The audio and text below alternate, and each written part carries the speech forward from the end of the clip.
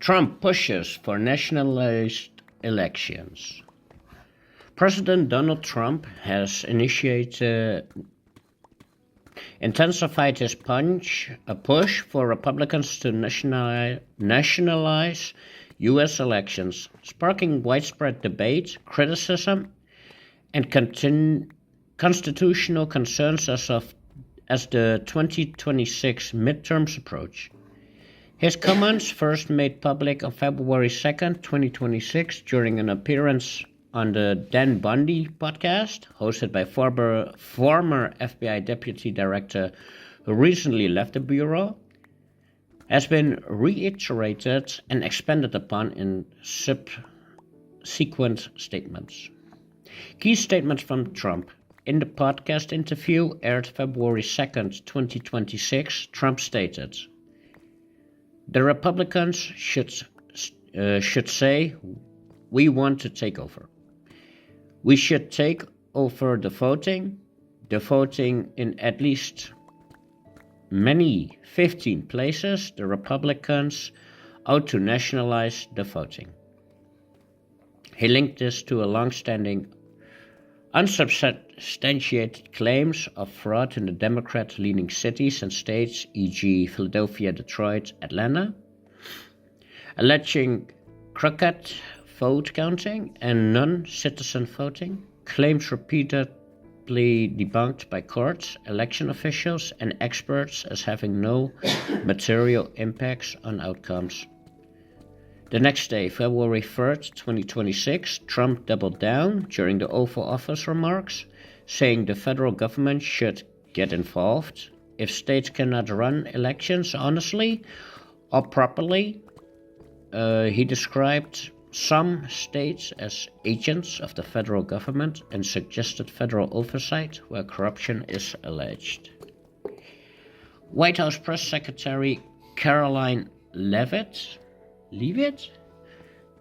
initially clarified February 3rd that Trump was referring to pending federal legislation like the SAFE Act, which aims for uniform voter ID requirements, bans on no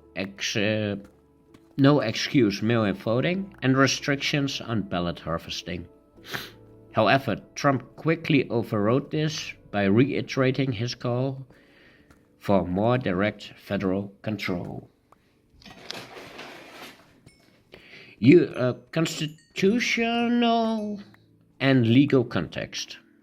U.S. elections primarily administered by states under Article 1, Section 4 of the Constitution. The Election Clause, which gives Congress authority to regulate the times, places, and manners of congressional elections, but not to fully usurp state control over presidential or state local races.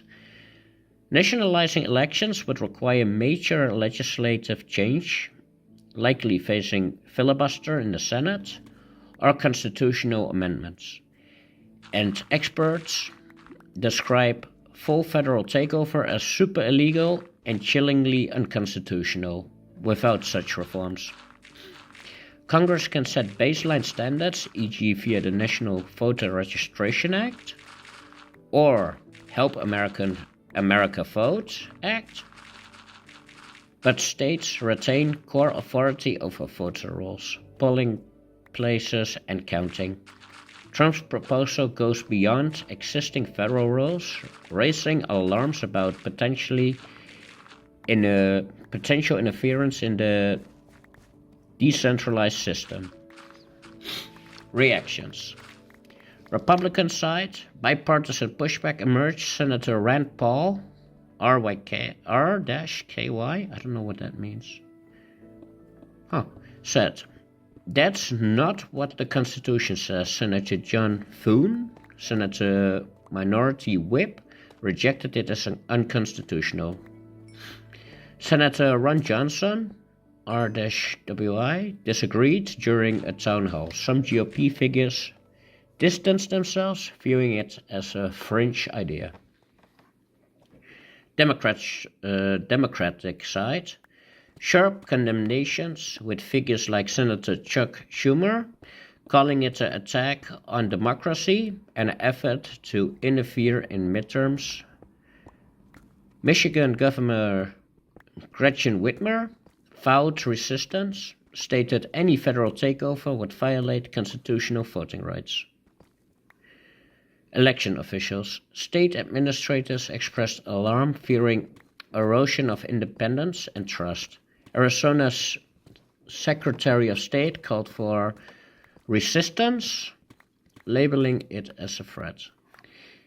The media and experts, outlets like the New York Times, NPR, CNN, Reuters, and the Washington Post described it as an escalation, radical, and a potential power grab tied to the 2020 denialism. Some noted alignment with broader GOP efforts, e.g. voter ID pushes, and emphasized the unprecedented federal overreach aspect. The broader implications and context. This fits into ongoing administration actions, including FBI raids on election-related facilities, e.g. in Georgia for 2020 records, and regrets expressed by Trump about not seizing voting machines in 2020. It has fueled online discussion on X, with some supporters raising it as a securing elections against alleged fraud, while criticism warned of authoritarianism, voter purges, or even midterm disruptions. As of February 5th, 2026, no concrete legislation has advanced to implement nationalization, and resistance remains strong across party lines. The ideas remain rhetorically aggressive but legally fraught, with potential to further polarize debates on election integrity ahead of November 2026. So don't forget to vote if you're in the US, and like, share, subscribe, follow us on X, follow us on Rumble, and follow us on YouTube. That's it for today. Peace.